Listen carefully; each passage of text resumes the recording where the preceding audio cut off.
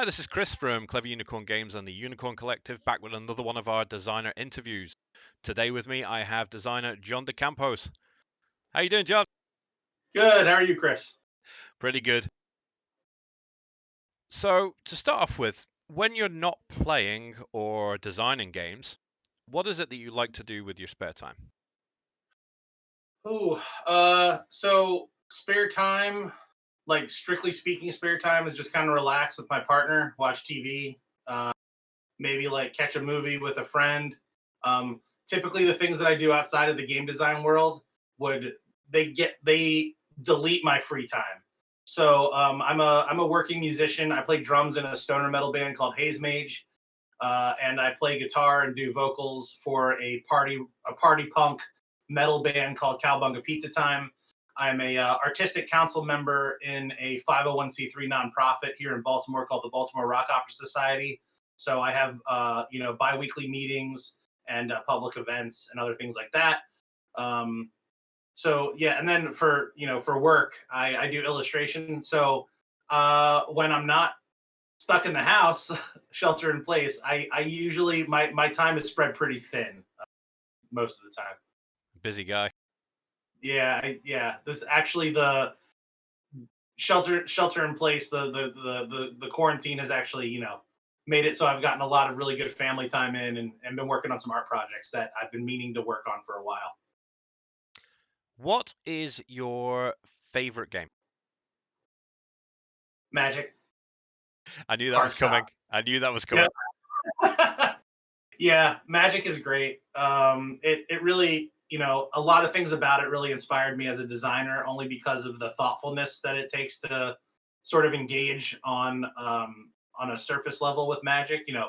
Even picking it up for the first time, I had to play two or three games before I really clicked with it, and once I did, I was literally like addicted.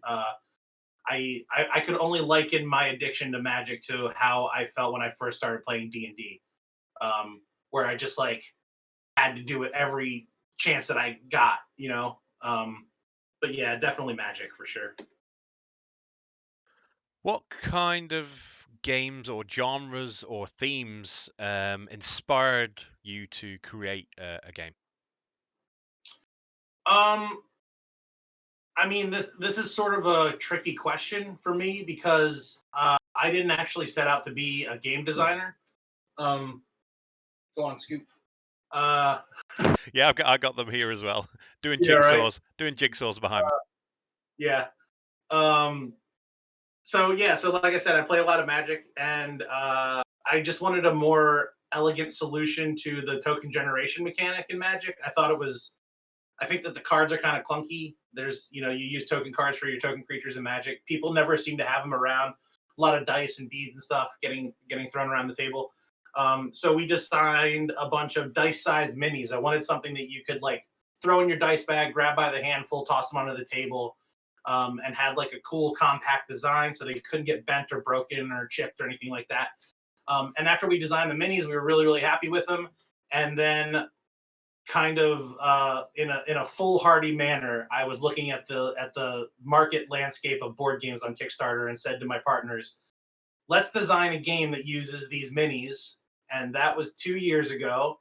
And now I've been fully indoctrinated. I've been researching Kickstarter for the last year and a half, and we've been developing the game. And I think it's actually kind of a good thing because I wasn't looking at another game in the industry, like an indie design game or a mainstream game, and was like, oh, I really like the fetch and deliver mechanic, or I really like resource management, or I really like this, and we're gonna tweak those things to make our game. We weren't coming at it from that direction. We had minis and we wanted to design a game around them. So we ended up with the game that we have, but it wasn't really like informed directly or inspired by anything in particular. We just knew that the only criteria for the game going in is we were like, okay, we should do a 7x7 grid because they're like little totem style miniatures. I was like, I want to throw them into a bag and shake them up and roll them out at random, and I want there to be dice. That's all that I told my co-designer, and 5 days later he came with the core rules for the game. That's brilliant. Yeah, because that is different. Again, that is another way that I've not heard of yet, where you've got already got something, and you want to integrate something that's already a thing into a game. So I'm trying Yeah, to think off the top of my head, and I can't think of anything really like that. I can think of things that have moved from being one thing to a game, like like if somebody licenses a TV show and makes it into a game, that sort of thing, but not from an yeah, actual thing that's been made to then integrate that thing. Yeah, you know what I mean. But anyway, yeah. it's a unique take on the beginning of a game's design. Sure, and that's actually kind of the reason behind the name. I know that like Token Terror's Battlegrounds doesn't really like give people a snapshot of what our game is about necessarily, but at the time of like titling this project, we wanted everybody to sort of understand that like the miniatures are our main is our flagship product, and like they can do a lot of things. And then it was like battlegrounds after that. So this is just one setting in which the token terrors do stuff. Um, so yeah, we're still trying to figure out exactly how many directions the brand is going to go in, but it's been fun so far. Up until now, in your design and your production processes, has there been a point where you've hit a wall or something's really got in your way, and then how did you overcome it? Yeah. Um, so we had been using this mech in our game for a little over a year, where basically there were set rounds. The way that it would work is you would activate one token per turn, and you would leave it exhausted at the end of your turn every single time, and then there'd be a round changeover when you went to exhaust your last guy. Um, the action point economy was being informed by this mechanism and was making it so there wasn't any player interaction on your action point acquisition. Also, it made the pace of the game kind of a slog, and like we had just been doing it for so long, um, and it got to a point where we thought it was okay. And I asked my co-designer Phil Docolo to work on a solo mode for Token Terrors, and he ended up exploring some mech ideas that informed the way the game is now. And our entire group of people who've been working on this thing for like a year had to really have sort of a come to Jesus moment and make a decision if we were going to completely change the entire game. Um, and we ended up doing that, and it was like 3 weeks of development of us playtesting and kind of taking this risk and seeing if we were gonna complete, uproot all the work we've done on the rule booklet, all of this other lead work that we've been living with for the last year. Were we just gonna, wash it off? And we ended up doing it, and the game ended up for the better for it. But yeah, it was. I wouldn't necessarily call it like a block, but it was definitely like a conceptual challenge for us. Have you ever played a game, and you don't have to name it, but have you ever played a game where you just didn't like it at all? And what was the mechanic or the genre or the theme, or what was it about that game that really made you think, no, no, this isn't for me? Um, I don't know. I don't know if it might just be because I'm a little bit green when it comes to the board game hobby. Um, I kind of try to be positive and let my competitive side inform how I approach a game for the first time. I can tell you right now, like I opened up Mice and Mystics and and looked at the rule booklet and was like, I don't have a day to learn this right now. Like I just stuff like that where you actually need to like elect a teacher. Like you need to go to your gaming group and be like, all right, so we're gonna play this, and one of us is gonna basically need to do a 2-day course on how to run this thing. I don't know about that. But again, that's not really a failing on the game. It's really more my ability to lock in and dedicate myself to I learning had something. exactly the same thing with a game where it was a very complicated game, but it was highly praised. And I played the game and we figured it out. It took a long time, but we figured it out, and the game was brilliant and we really loved it. But then we left it too long. So we left it like 3 months and then said, let's play that game again. And we got it out and we couldn't remember how to play. So we Yeah, got the book out to read it again, and we were like, oh my God, we're going to have to relearn this again. And if I remember from last time, it took a long time. And unfortunately, we yeah, put it away and played something else. And I know that I really love that game, and I'm gonna have to go back and try and play it again. But I'm terrified because it was really complicated. Yeah, and again, you had said not to name names, so I kind of messed up there. But that's not a knock on Mice and Mystics. It's a beautiful looking game. I Oh just no, I understood that perfectly. I understood it. Yep. yeah, Yeah, you don't. And Mice and Mystics is, yeah, people love it. So it's not a bad game. It's just, yeah, there's sometimes yeah, games like that. There's a lot of rules and it's a lot to take in, and you're just not in the mood to learn something that complicated. yeah, and it can be a little bit tricky. Like obviously, I think games that require that of the players obviously have a lot of care and thought put into them. But the sacrifice there with these games that require a little bit more studying is that they don't have that pick up and play uh, appeal where if you want to try a new game for the first time, you can be like, oh, well, we got this. We'll just pull it off the shelf, take 20 or 30 minutes to get acclimated and dive in. And again, not a knock on that game. Just for me, it was like, ah, oh, geez, like, okay, I'll have to schedule some time to sit down and actually learn how this game works. You told us a little bit earlier and why the game came about, from the tokens, and you wanted to turn them into a board game. Why did you want to do that? Why did you decide that you wanted to make a board game?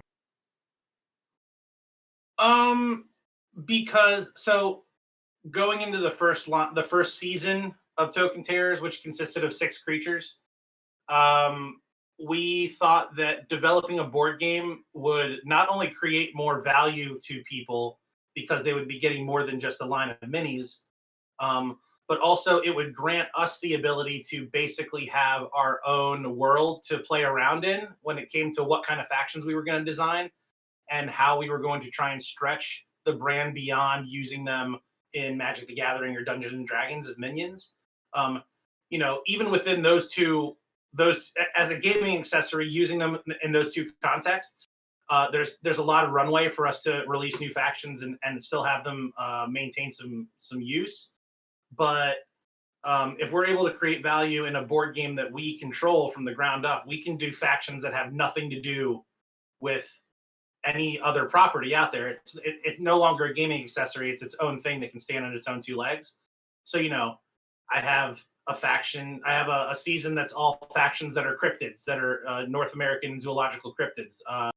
We have stuff that's all slasher era horror style things. So like we can really like just take it over the ledge and get really weird with what we design.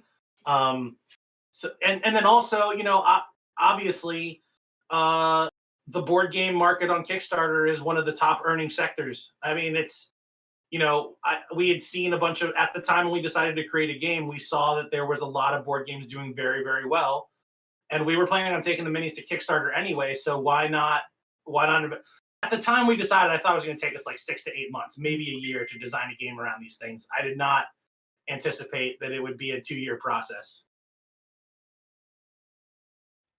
So how has the current state of the world with the pandemic, how has that affected the way that you're working now? Honestly, for me personally, um, I am very lucky. My partner has a job that she can telework, so she's making her normal salary. My freelance workload has dropped off considerably. I'm still getting some clients, and I'm really thankful for them. Um, but her and I had a conversation where she was like, this situation means that you should really take advantage of this because we're not spending as much money going out. We're not spending as much money to do all kinds of things. So I want you to work on what you want to do. And if that means that you're not making as much money, that's okay because like we will be all right. So that's what I've been doing. And as far as like our product launch, we've definitely hit a couple hiccups there internally as a group. My partners and I have 4 partners in the company, and they all have some different thoughts based on some anecdotal things that are informing their ideas about when we should launch. Um, I had a conversation with a number of different indie creators about their choice to launch during the pandemic, and right now we are moving forward with caution. But our timeline has kind of remained the same. I think we're going to end up launching sometime around the end of the summer. And as far as my work output, I mean, I've been kind of just like grinding hard on Token Terrors. I'm working on a 6-part miniseries, comic book miniseries about each of the factions. I have 2 of the stories finished. I'm going to trickle those out over the course of our mid-campaign slump to just keep our backers engaged, and also just create more value in the lore of the world that we've built around the first season of Token Terrors. Um, I've been talking to our manufacturers. I got our preview copies. I'm sending stuff out to reviewers and video makers. I'm doing interviews with you. So, I'm trying to take this freedom of time that I have right now and just really sort of like make Token Terrors do all the stuff that would normally be something that I have to make time for. Now I have the time. So go for it. What is, from what you've done so far to where you are now, coming up to being ready to launch your main game, your first part of the series, so to speak? What piece of advice would you give to somebody with just an idea in their mind who is thinking of starting designing a board game? What would you say to them? You know, there's a lot of different schools of thought about what I'm about to say. Um, and I don't know if it's the right thing, but I wish I had known it before I got into this, is to create a card game first, if you can. There's an idea called a humble campaign. The biggest hump that creators need to get over when it comes to self-publishing, at least, if you're trying to sell to a publisher, that's a whole different thing. I don't know anything about that, honestly. But if you're going to be a self-publisher, you need to build credibility within the community. You need to do a certain surface level amount of research on how the Kickstarter board game community works. And I probably went over. I had reached that amount of research probably about 6 months ago or 8 months ago. The problem is with our game is that it has a higher price point and it has a bunch of injection molded minis and a bunch of and custom dice. Um, if I could rewind back to before we wanted to launch this project, I would have spent 2 or 3 months putting together a slick, fast card game with like a $3,000 app that could be produced fairly cheap. I would do all the artwork myself so we could save a ton of money there, play test with my buddies, and just pump it out and see if we hit our goal. Because once you establish a little something in the community, you can build off of that, and it can be very helpful for launching your bigger ideas. So if you're thinking about self-publishing, I would try to angle your first design, your first offering around a humble campaign or a project that is very manageable. Which Coming is out the gate, what we did. That's yeah, how we got into it. Yeah, yeah.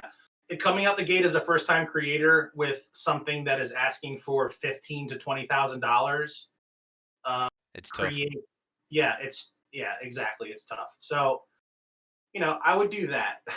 That is a And it great was piece of advice.